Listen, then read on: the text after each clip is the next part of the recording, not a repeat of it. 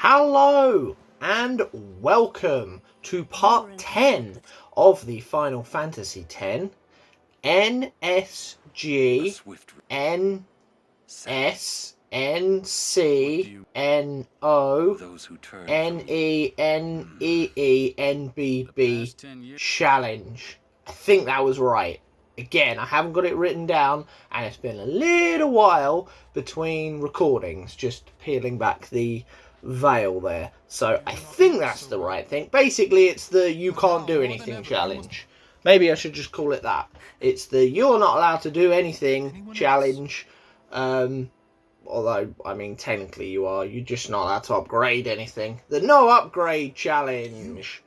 Anyway, we have finally cleared Mushroom Rock. We had 3 videos in the same place. We had to get to the command center. We then had to get a boatload of gil so that we could buy the TKO and the sentry so that we had Stone Touch and Initiative. And then we had to actually beat the boss that you kind of can only really attack with magic, and obviously Lulu has only got so much MP and she's still got level 1 magic and none of her stats have increased and nobody else can do magic. I guess Lance, it was sort of helpful. So yeah, we had to waste loads and loads and loads of turns and time defeating the arms so that we could then hack away at it with like Oren and Kimari and that. But we got there and we are finally clear of Mushroom Rock, and we only ever have to come back here, I think, twice technically. We have got to go back through this area to get all the way back to Besaid. And then obviously we've got to spend a little bit of time here as well, purely because we need to do some item farming when we get Riku. And then outside of that, we then have to do a capture thing, words. We have to capture all the monsters for the arena. So, but we can't do that until we've got the airship, because obviously once we get to the Calmlands, we can't get back to Guarda Salam because it's blocked. So as far back as we can get there is the Thunder Plains. So we can't do Besaid and Kilika and Mihen and Mushroom Rock capturing until, or Moonflow, I suppose. Although no, is that its own separate area? I'm not sure. Or is that technically part of Mushroom Rock? I can't remember. But yeah, we can't do any of those spots for capturing at all until we've got the airship, which is after Unalesca, which is miles away. So yeah, we haven't got to worry about that yet. So for the time being, you will see a little bit more in Mushroom Rock, where I have to do a bit of item farming. Obviously we can get silence grenades there, I think. Sleep powders, we can get smoke bombs from the Garudas. I think that's all. But yeah, so we need to head along the kind of Moonflow, or the first part of the Moonflow area, to get to the next temple, the next cloister, and then a little bit beyond that we've got the last bit of the Moonflow and the extractor fight, and then after the extractor fight we get Riku finally. But yeah, this area, this Josei High Road area, is, we've got to worry a bit about the basilisk, the basilisks, because of their ability to stone. Definitely equipping the sentry, yeah, we need that. Without that we wasted a whole video. But we definitely need that, because we need initiative, because I mean, you probably saw on the grind video, the Gil grind video, we were getting ambushed fairly frequently, and stuff's only going to get quicker and quicker, and we're just going to get ambushed more and more and more. because of that. So that nullifies that. So we're always going to have Oren in the party because he has got the initiative. We've got Walker in as well now with the TKO because of Stone Touch, which obviously against the Basilisks won't work.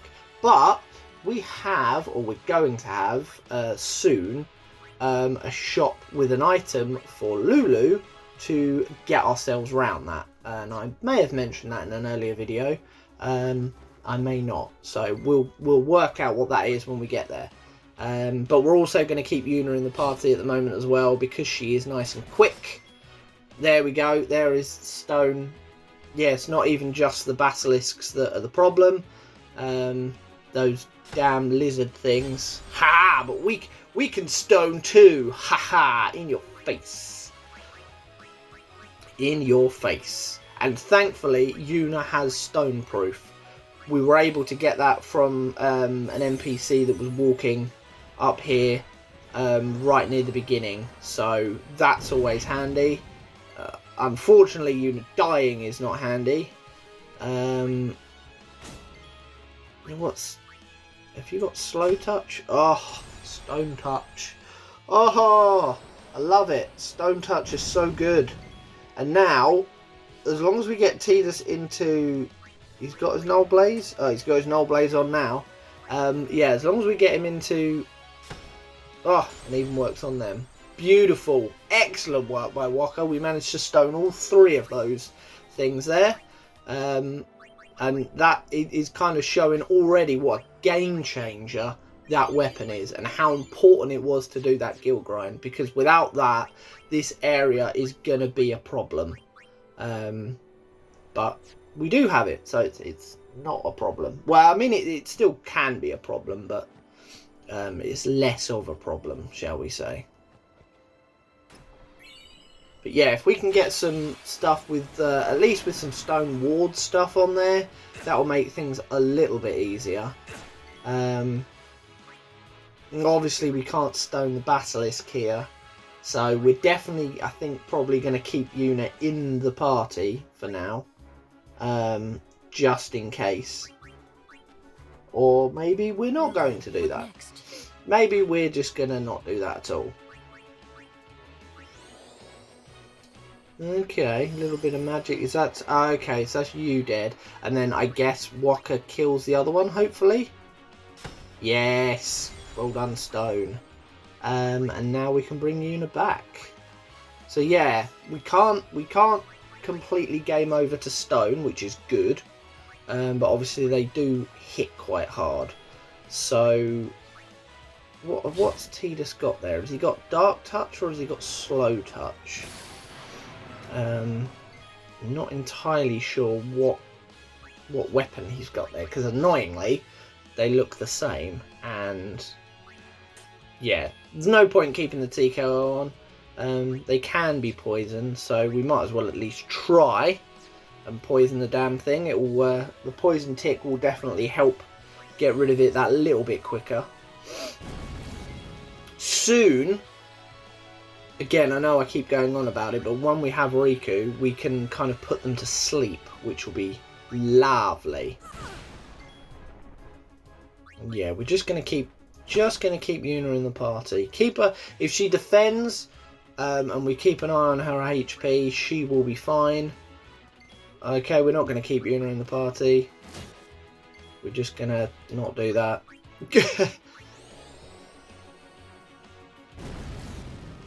Chipping away at them. Yeah, they're a lot easier when there we go, there's the poison. Love it. Yeah, when we can put them to sleep, then we can just kind of throw grenades or bomb fragments or whatever at them. They're asleep, they can't hurt us, it's not a problem. And we can steal petrify grenades from them, and oh boy, are you going to see the Petrify grenade coming out a lot once we have Riku. Going forward, that will be my kind of attack of choice where possible. A lot of things are kind of vulnerable to stone, and the good thing about the items is those sorts of effects, if the enemy can they're sort of susceptible to it, so whether that be poison or petrify or sleep or whatever, if they're susceptible to it, the item, I believe I'm right in saying this, and I've used enough of these items I should kind of know by now, as long as they're susceptible to it, nice crit there as well by Kamari, yeah, as long as they're susceptible to it, they will kind of incur the status ailment. So if they are susceptible to poison, a poison fang will poison them. If they are susceptible to petrify, the petrify grenade will petrify them and they will just disintegrate. If they are susceptible to sleep, the sleep powder will set them asleep.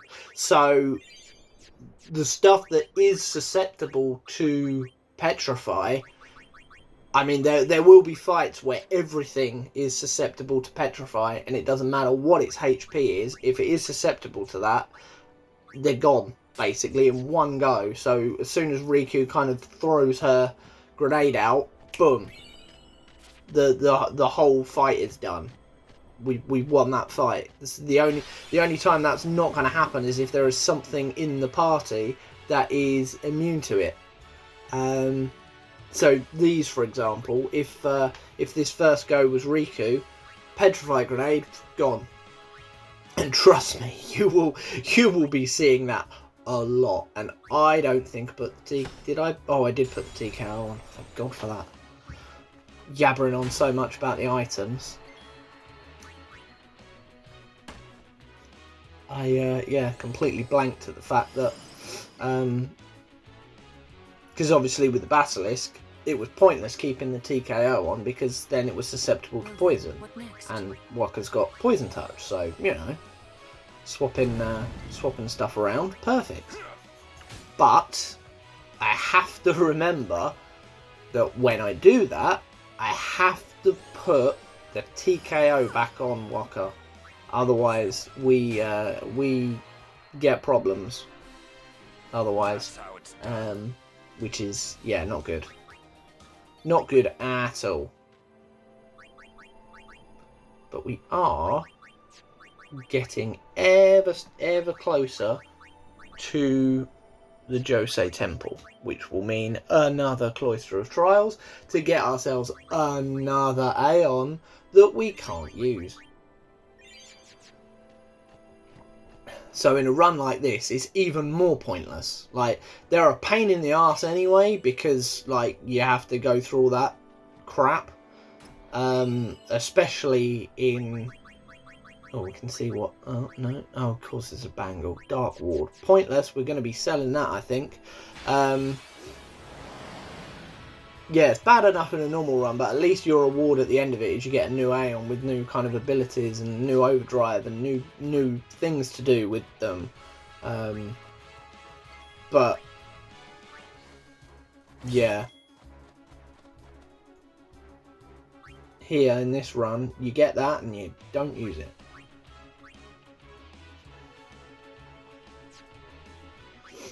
Is that back to poison again? Yeah, we're back to poison, I think. Yeah, let's have the rule breaker. We might as well. There's absolutely no point. Oh, that was lucky, because that was very lucky that they both missed there. Because we've got no Yuna out there. Ah, Dark Touch on Oran. Again, oh, the poison hits. Again, we have to make sure. And the Dark Touch, yes. Makes me think then that Tidus has got Slow Touch on. Poison again, lovely. And the Dark? I don't think there's darkness on that one on the right, annoyingly. Sure, this will tell us. Poison, darkness. Yeah, and poison. So yeah, the slow still, I'm assuming we're trying to hit slow.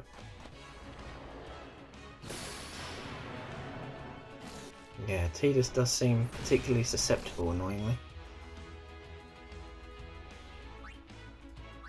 He really does seem very, very susceptible to stone. I don't Yuna, why are you using a soft? I suppose you don't have a huge amount of MP, so it does kind of make sense. It is a bit odd though.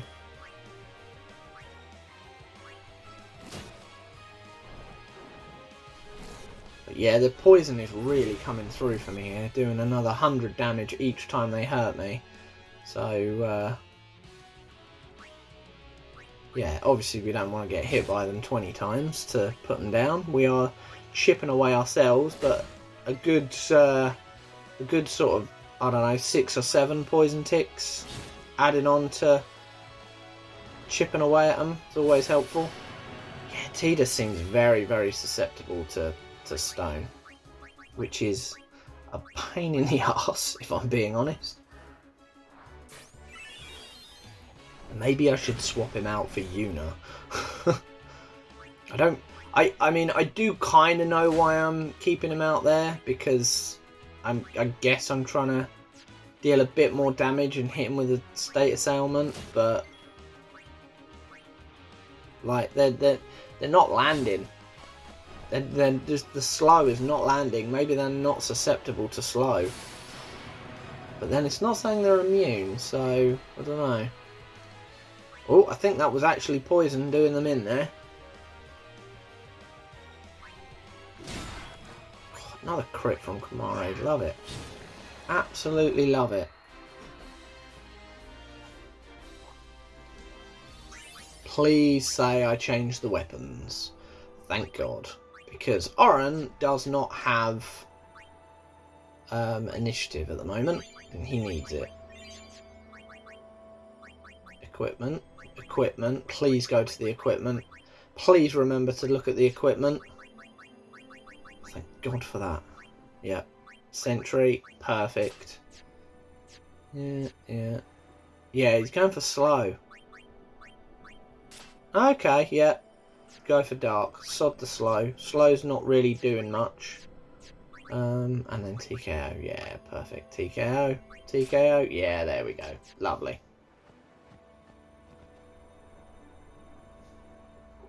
We haven't got that much further to go, thankfully, here, before we get to the temple. Because obviously we are going to kind of follow the fork to the right rather than the left to go to the Moonflow, because we do need to go to the temple first. And of course, this time around, I am in a situation where... Oh no, TKO will work. Yeah, what am I talking about? I'm going to say I swapped over for TKO and it won't, but it will. All these are susceptible to that. And to be honest, the bees are probably not susceptible to poison, seeing as I think you can get poison fangs from them. Lovely. Stone? Yes, nice. Good luck, Oren. I don't believe in you. Yeah, I don't really believe in Tidus either. Yeah, shock. Shocker. Try again? Yeah, miss again. Yeah, thought you would.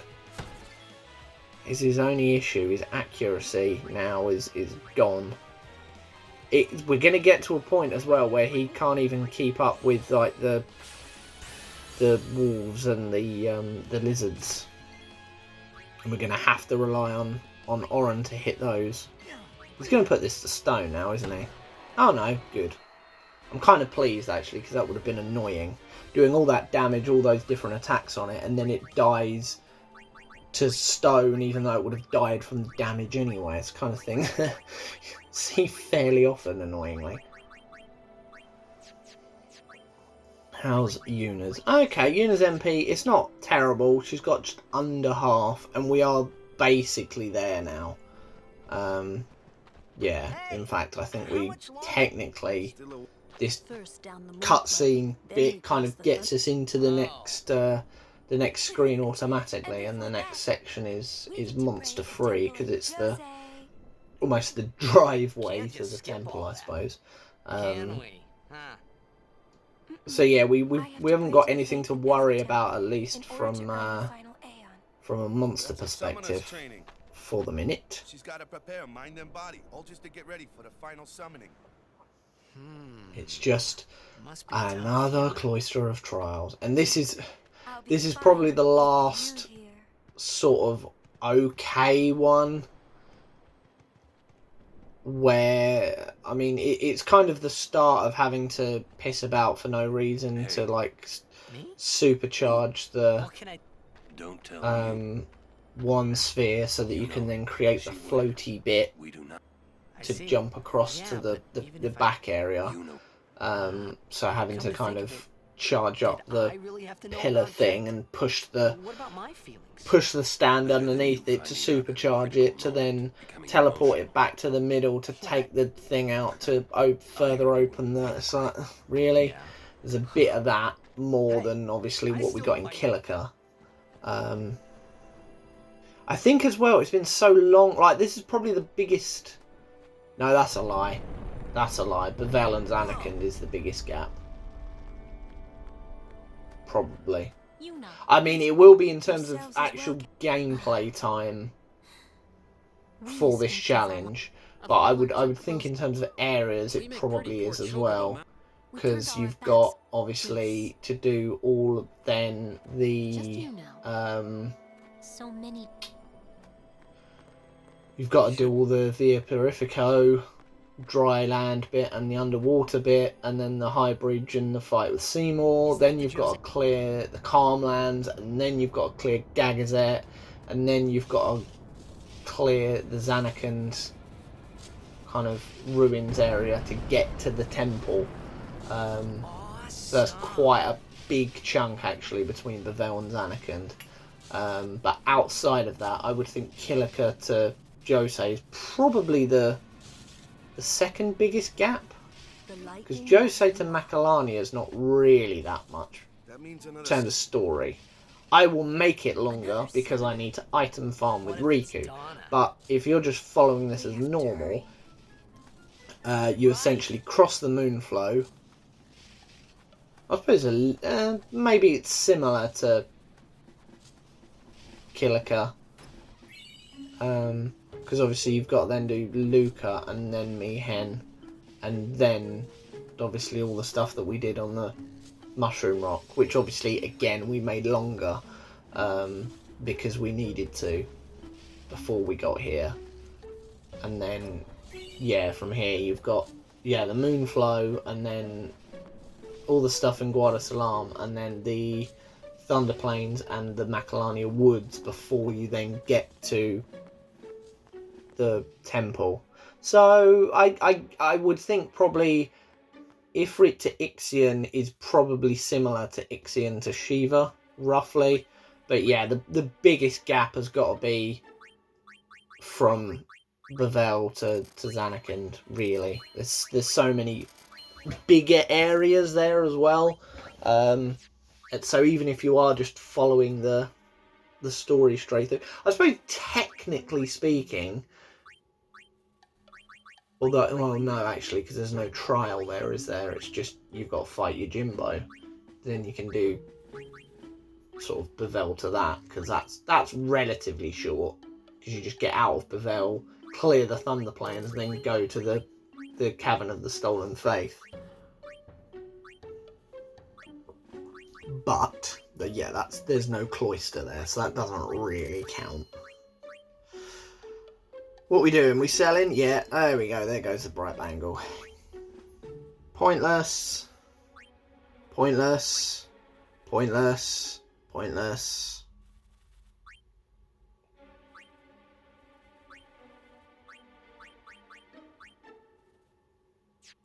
Yeah, pointless stuff. Thanks for your pointless stuff. I don't know why I'm checking all my stuff. Oh, order it, I suppose, yeah. It's annoying because some of the really good equipment that I need at the moment, like Tidus has got a slow touch weapon, a dark touch weapon, and a poison touch weapon. but he kind of needs different ones for different things, and then half the time you've got to waste a turn in order to swap a weapon over. And soon that will get completely nullified anyway, because he'll just have a first strike weapon, which he will basically keep for probably the rest of the game. Since I was a child, I wished I would someday. So all those other bits and pieces we're going to have to swap into anyway. I think I get to a point as well where Kamari's got like, yeah, poison and darkness and like various elemental weapons as well for different things. I think he even gets a death touch weapon as well. So he becomes very, very useful in terms of that, because obviously it's a lot easier and quicker generally to swap a player or a character in and out, as opposed to swapping a character's weapon, unless I suppose they've got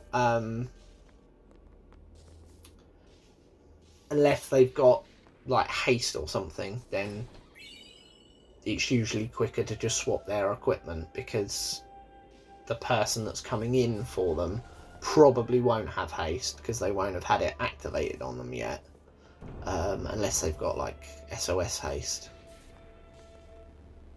And I will be taking advantage of SOS haste a lot later on. But at the moment, it's probably quicker to go, okay, well, I'll swap that character out for this character. But sometimes it's not possible, because you need to keep that character in, but you could do with their other weapon, which is a bit of a pain. We're talking about. But hey, this wouldn't be a challenge otherwise, would it? It would it'd be way too easy. We don't like easy here. God. We're leaving. Yeah, easy's longer. Well, easy's gonna kind of come back briefly once I do a bit of item farming. But it's weird. I don't want to go crazy with the items at this stage, purely because a lot of the decent items that I need are rare steals. So I will be predominantly not stealing them. I will be stealing basic items, which is a pain in the arse. And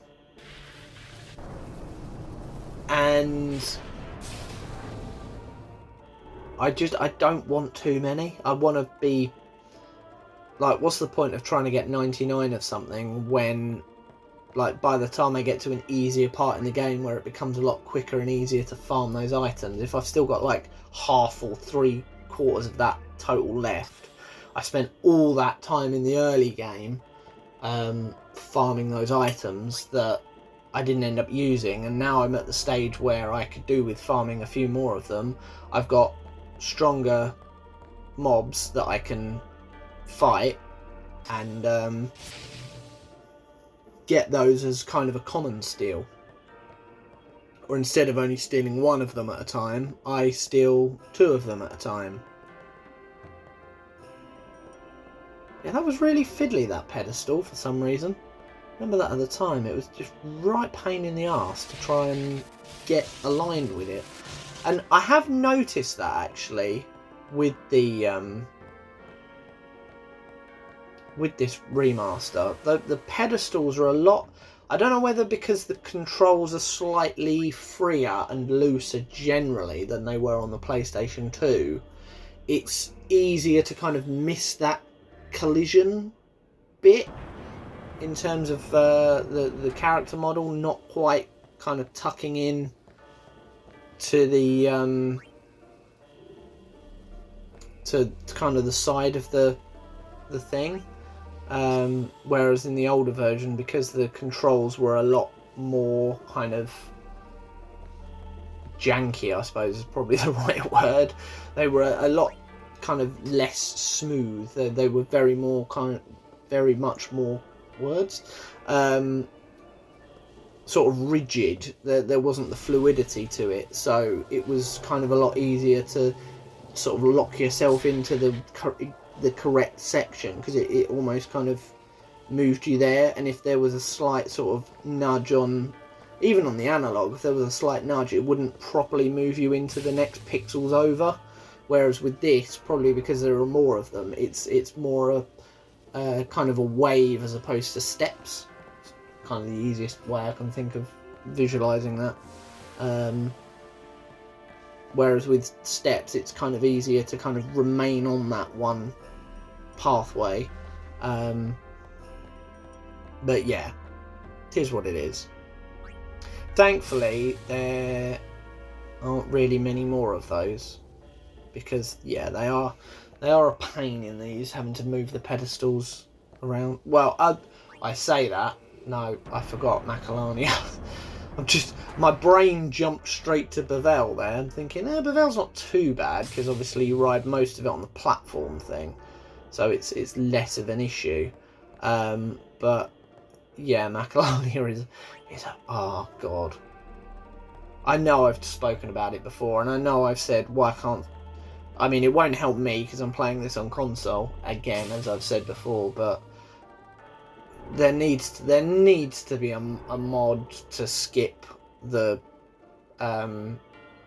cloisters. There needs not only a one to skip it, but one to recognise that you've opened the chest behind with the destruction sphere, so that obviously you're able to... Where am I going? What am I doing? What are you doing, you idiot? What are you doing? Why are you taking... No, let's make this longer than it needs to be. What am I doing?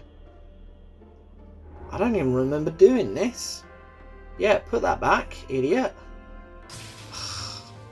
I guess, did I think that you had to then, now that I've made the platform, you have to take each sphere up to the next section?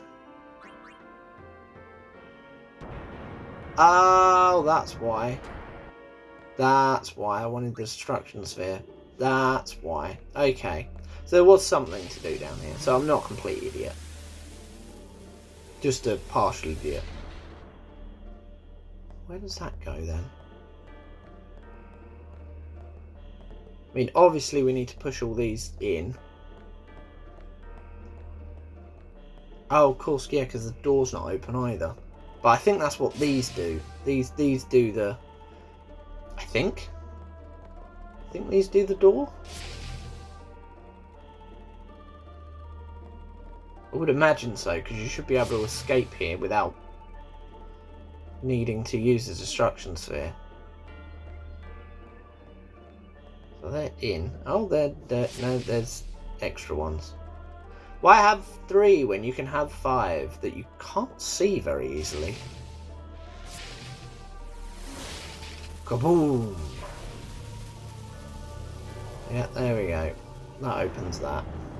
But yeah, where's the bit for the destruction sphere? Where does that actually go? Ah, we now have a plinth, of course. And then that destroys that. Perfect. What's this going to be? Anything good?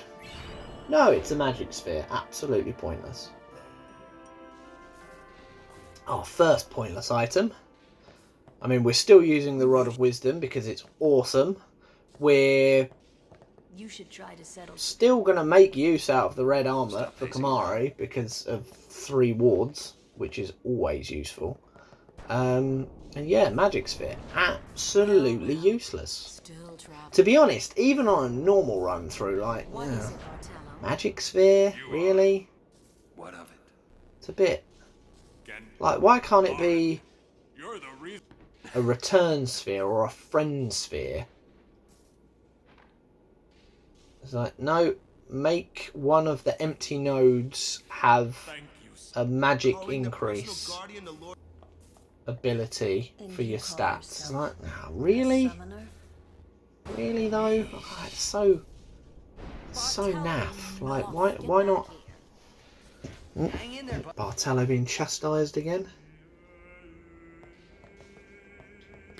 I want to know how we got ahead of her though. She's following us in.